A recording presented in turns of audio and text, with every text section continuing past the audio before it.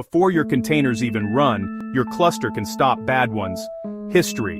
Early clusters lacked guardrails, privileged pods were common. Evolution. Pod security admission locks down workloads, Kyverno enforces policies, Cosign verifies images.